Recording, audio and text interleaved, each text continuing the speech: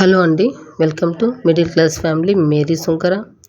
ఎలా ఉన్నారు? అందరు బాగున్నారా? నేనైతే చాలా బాగున్నానండి. మీరెంత బాగుండాలని మనస్ఫూర్తిగా కోరుకుంటున్నాను. ఈరోజు వీడియో అయితే ఇది శనివారం బ్లాగ్ అండి, మీతో షేర్ చేసుకుంటూ ఉన్నాను. పొద్దున్నే లేవగానే నేను మా పాప కోసం హెయిర్ స్ప్రే అనేది రెడీ చేస్తున్నానండి. చెప్పాను కదా, మా పాపకి జుట్టు బాగా పెరగాలి, తొందరగా గ్రోత్ అవ్వాలి అనేసి నేను ఇలాంటివి చేస్తూ ఉంటాను అనేసి అది మీతో షేర్ చేసుకుంటూ ఉన్నాను.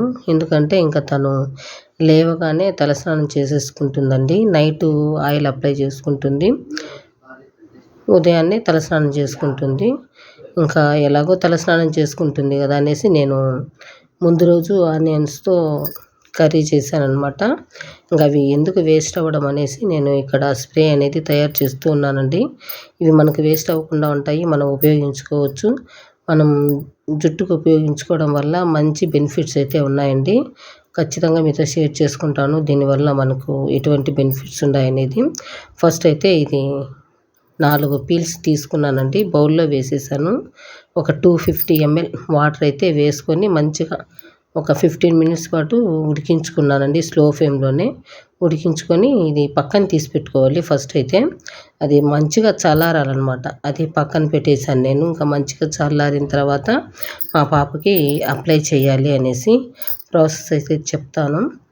ఇంకా ఇప్పుడైతే నేను ఇంకా చెప్పాను కదా, మార్నింగ్ లేవగానే ఆ పని చేశాను అనేసి అది పక్కన పెట్టేసి ఇక్కడైతే నేను టిఫిన్ అయితే రెడీ చేస్తున్నానండి. రెడీ చేస్తూ ఇంకా మా ఆయనతో చెప్తూ ఉన్నాను. ఎందుకంటే రేపు భోగి కదా, భోగికి మా పిల్లలకి బట్టలు తీసుకొని రావాలి అనేసి మాట్లాడుతూ ఉన్నానన్నమాట. ఎందుకంటే ఆల్రెడీ ఇంకా మా పాపకైతే బట్టలు తీసుకొచ్చేసామండి. ఇంకా మా బాబుకి అయితే మిగిలిందనమాట.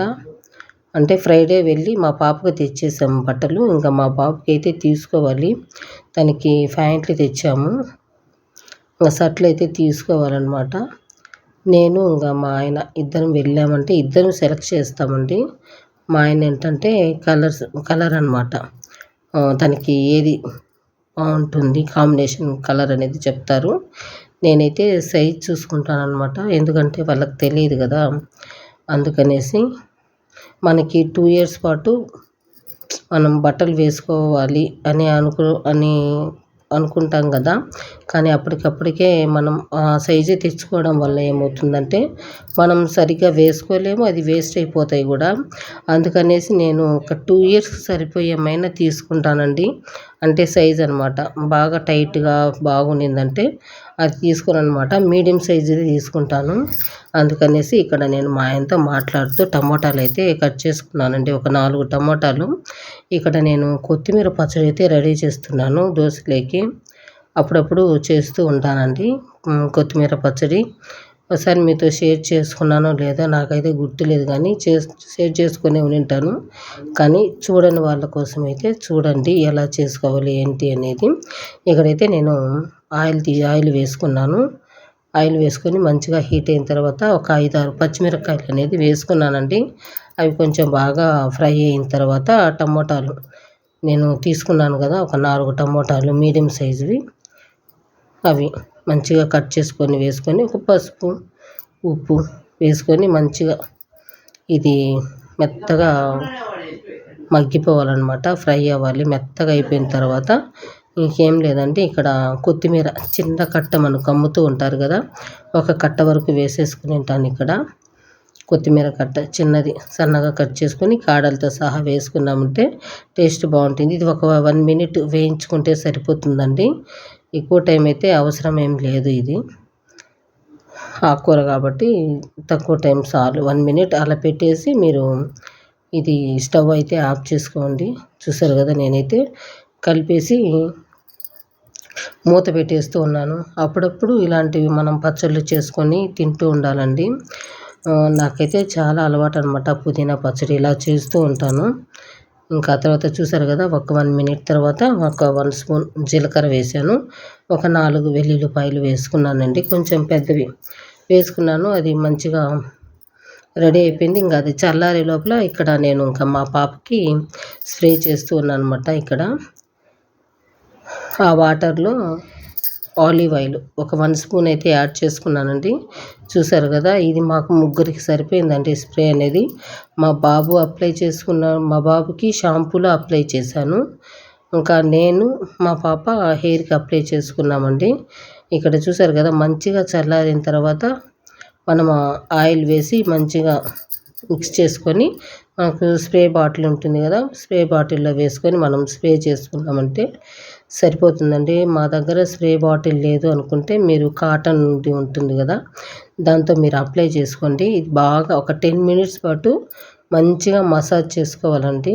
ఈ విధంగా మసాజ్ చేసుకోవడం వల్ల ఏంటంటే మనకి రక్త ప్రసరణ బాగా జరిగి హెయిర్ గ్రోత్ అనేది మంచిగా ఇంప్రూవ్ అవుతుందండి.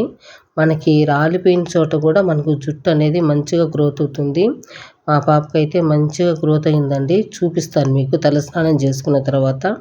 ఇది ఒక హాఫ్ అన్ అవర్ పాటు మనం తలకి అలాగే ఉంచేసుకొని ఒక హాఫ్ అన్ అవర్ తర్వాత తలస్నానం చేసుకుంటే సరిపోతుందండి. రిజల్ట్స్ అయితే చూపిస్తాను మీకు ఎట్లుండేది హెయిర్ ఏంటి అనేది. ఇంకా అప్లై చేశాను. తను ఒక హాఫ్ అన్ అవర్ అలా ఉంటుంది. నేను ఇంకా ఈలోపు ఏంటంటే దోశ చేస్తూ ఉన్నానండి. పచ్చడి కూడా చల్లారిపోయింది. ఇంకా మా ఆయనకైతే వెయిట్ చేస్తూ ఉన్నారనమాట. టిఫిను పొద్దున్నే ఏంటి స్ప్రే ఇది అది అనేసి మా ఆయన తిడుతూ ఉన్నాడు. ఫస్ట్ టిఫిన్ కదా చెయ్యాలి అని. నేనేంటంటే ఇంకా ముందుగానే లేట్ అయిపోయింది అనేసి ఇంక అన్నీ హడావిడిగా చేసేస్తూ ఉన్నానండి. తనకి చూసుకోవాలి కదా, ఇంకా అందుకనేసి ఇంకా ఈయనకి పెట్టేద్దాము దోశ అనేసి నేను నాకు కావాల్సినంత దోశ పిండి అయితే తీసుకున్నాను. ఒక హాఫ్ స్పూన్ సాల్ట్ వేసుకొని, చిటికెడు వంట సోడా వేసుకొని, ఒక 1 గ్లాస్ వాటర్, సరిపడినంత వాటర్ తీసుకొని మంచిగా మిక్స్ చేసుకొని దోశ అయితే ఇక్కడ చేస్తూ ఉన్నానండి. మా ఆయనకైతే పెట్టేశారనమాట. మా ఆయన తినేశారు. ఇక్కడ చూశారు కదా, మా పాప అయితే తలస్నానం చేసుకొని వచ్చిందండి. ఇంకా నేను అందరం తినేసాం. నేను, పాప, మా ఆయన అందరం తినేసామన్నమాట. తినేసిన తర్వాత ఇక్కడ మా పాప అయితే తలస్నానం చేసుకునేసింది. చూసారు కదా, ముందైతే అస్సలు లేవండి మా పాపకి హెయిర్ అనేది. చాలా పలచబడిపోయేదనమాట. కొంచెం గ్యాప్లుగా ఉండేది ఎక్కువగా. అటువంటిది హెయిర్ బాగా గ్రోత్ అయిందనేసి తను సంతోషపడుతూ చూపిస్తుందనమాట. చూపినానా అన్నాను. కింద అయితే చాలా పలుచగా ఉన్నాయండి. పైనుంచే గ్రోత్ అవుతూ ఉంది. చూసారు కదా, ఈ హెయిర్ అంతా గ్రోత్ అవుతుందండి. నేను స్ప్రేల వల్ల, ఈ ఆయిల్స్ వల్ల ఇప్పుడు గ్రోత్ అవుతుందన్నమాట చాలా బాగా. ముందు చూస్తారు మీరు మా పాపకి ఎంత హెయిర్ అనేది. అసలు దీనివల్ల ఏంటంటే అసలు జుట్టు కూడా చిట్లదండి. మా పాపకైతే ఒక్క వెంట్రుకు కూడా చిట్లు ఉండేది లేదనమాట. జుట్టు ఎంత స్ట్రాంగ్గా ఉంటుందంటే అంత స్ట్రాంగ్గా ఉంటుందండి. దువ్వినా కూడా అసలు జుట్టు రాలదు. ఇంతకుముందు ఎక్కువగా రాలిపోతూ ఉండేదన్నమాట. ఇప్పుడు అసలు జుట్టు రాలనే రాదు. ఏదో 1, 2 అట్లా రాలుతూ ఉంటాయి. ఆ విధంగా దువ్వుతూ ఉన్నా కూడా అస్సలు రాలనమాట. చాలా స్ట్రాంగ్గా ఉంటుంది. మీకు జుట్టు బాగా ఊడిపోతుంది అనుకుంటే ఇది ట్రై చేయండి. నేను ఆయిల్ కూడా మీతో షేర్ చేసుకున్నాను ఇంతకుముందు వీడియోలో. మళ్ళీ కావాలంటే షేర్ చేస్తాను. వ్లాగ్స్లో మా పాప ప్రిపేర్ చేసుకునేటప్పుడు నేను షేర్ చేశాను మీతో. అది కూడా వాడి చూడండి. ఆయిలు, ఈ స్ప్రే 2 అనమాట. నేను స్ప్రేలు మాత్రం మారుస్తూ ఉంటానండి. ఈ వారం ఇది, నెక్స్ట్ వారం వేరేది, అలా మారుస్తూ ఉంటాను. వైట్ హెయిర్ కూడా అంటే మా పాపకి 5, 6 చోట్ల ఉండేది. ఇప్పుడైతే లేదనమాట. ఒక్కటే ఉంది. అది కూడా చేంజ్ అవుతూ ఉందన్నమాట. ఇంకా మేము ఏంటంటే ఇంకా వాళ్ళంతా తినేసాము, మేము తినేసాము. ఇంకా మా పాప అయితే తలస్నానం చేసుకునేసిందండి. చూసారు కదా హెయిర్ అయితే ఎంత బాగుందో. ఇంకా నేను కూడా హెయిర్కి అప్లై చేసుకున్నాను. అప్లై చేసుకొని ఇది మధ్యాహ్నం అండి. ఇంకా మధ్యాహ్నమే టిఫిన్ తిన్నాం కాబట్టి ఇంకా మేము ఇంకేం చేయలేదు. 11:30కి తిన్నాము. ఇంకా ఏం ఆకలి అవుతుంది కదండి. ఇంకా నేను కూడా తలస్నానం చేసుకొని కనీసం జడ కూడా వేసుకోలేదు. అలాగే షాపింగ్కి వెళ్ళేసి మా బాబుకి అయితే షర్ట్లు తీసుకొని వచ్చేసాను. ఇంకా తను ఏంటంటే అమ్మ ఇక్కడంతా టైట్గా ఉంది చేతుల దగ్గర అంటే మళ్ళీ మార్చుకొని వచ్చేసామండి. ఇంకా అవి ఇచ్చేసి మా ఆయన ఏంటంటే తనకి ప్లెయిన్ అంటే ఇష్టం అనమాట మా ఆయనకి. అందుకనేసి వాడికి కూడా ప్లెయిన్ తీసుకున్నాడు. కానీ మా ఆయన వాడికైతే నచ్చలేదు అవి. నేను ఆట పట్టిస్తూ ఉన్నాను, బొమ్మరిల్లు నాన్న అనేసి. మా బాబు అయితే నవ్వుతూ ఉన్నాడు. సరే ఏదైతే ఏమనేసి ఇంకా మార్చుకొని అయితే వచ్చేసాము. ఇక్కడైతే నేను ఇంకా హెయిర్ అంతా దువ్వుకుంటూ ఉన్నానండి. ఎందుకంటే తడిగా ఉన్నప్పుడు మనం దువ్వకూడదు అనమాట. హెయిర్ దువ్వితే మొత్తం ఊడొచ్చేస్తుంది. అలా కాకుండా మంచిగా ఆరిపోయిన తర్వాత దువ్వుకోవాలండి. అలా నేనైతే సాయంత్రము హెయిర్ మంచిగా దువ్వుకొని ఇంకా మా పిల్లలకైతే బజ్జీలు అవి చేస్తూ ఉన్నాను. ఎందుకంటే మార్నింగ్ 12 అయిపోయింది కదా, దోశలు తిన్నాము, ఇంకా ఆకలిస్తూ ఉంటుంది అనేసి 4 గంటలకి అలా వచ్చేసాం మేము. వచ్చేసి ఇంకా 6 గంటలకి ఇక్కడ బజ్జీలు అయితే చేస్తూ ఉన్నానండి. ఇక్కడ ఒక 1 కప్ వరకు శనగపిండి అయితే తీసుకున్నాను. ఆ తర్వాత వచ్చేసి కొద్దిగా ఒక 2 టేబుల్ స్పూన్లు అట్ట మైదా పిండి వేసుకున్నాను. ఆ తర్వాత వచ్చేసి జీలకర్ర ఒక 1 స్పూన్ వరకు తీసుకున్నానండి. తీసుకొని వాము కూడా ఒక 1 స్పూన్ వరకు తీసుకున్నాను. తీసుకొని సాల్ట్ ఒక హాఫ్ స్పూన్ వరకు తీసుకున్నాను. హాఫ్ స్పూన్ మీ టేస్ట్కి తగ్గట్టుగా. నేను ఎప్పుడైనా కారంగా తినాలి అనిపించినప్పుడు నేను పచ్చిమిరపకాయ బజ్జీలు అనేది చేసుకుంటూ ఉంటానండి. అలా అనమాట. సాల్ట్ నేను పింక్ సాల్ట్ అయితే వేశాను. హాఫ్ స్పూన్ అయితే అసలు సరిపోదు, చప్పగా అనిపిస్తుంది అనేసి నేనైతే 1 స్పూన్ అనేది యాడ్ చేసుకున్నానండి. ఇక్కడ యాడ్ చేసుకొని మంచిగా మిక్స్ చేసుకుంటూ ఉన్నాను. ఇక్కడ మనము మైదా వేసుకున్నామంటే ఇందులోకి సోడా వేసుకొని అవసరం లేదు.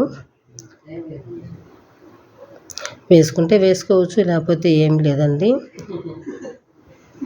నేనంటే కొంచెం పొంగితే బాగుంటుంది బజ్జీలు అనేసి కొంచెం లాస్ట్లో ఇంకా సోడా అయితే వేసుకుంటూ ఉన్నాను.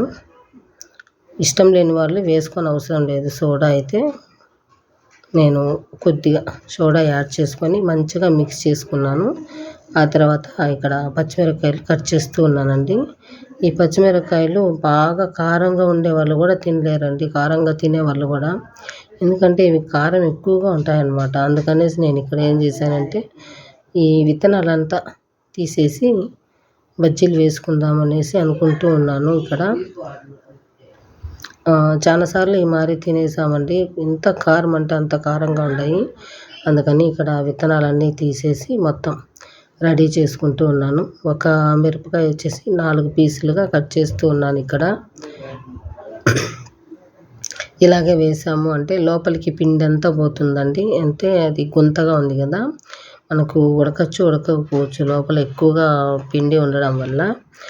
ఇట్లా 4 పీసులుగా చేసుకున్నాము అంటే ఓన్లీ పల్చగా అంటుకుంటుంది. మనకు ఆయిల్లో కూడా మంచిగా ఫ్రై అయిపోతుంది అనమాట. పచ్చిమిరపకాయతో మంచిగా ఫ్రై అయిపోతుంది. ఇక్కడ నేను జీలకర్ర యాడ్ చేశాను కదండి, జీలకర్ర వాము. నాకైతే ఈ టేస్ట్ అస్సలు నచ్చలేదన్నమాట. బయట అయితే చేసినారంటే ఇలాగే చేస్తారండి, టేస్ట్ అలాగే వస్తుంది. అందుకని ట్రై చేశాను. ఇక్కడైతే నేను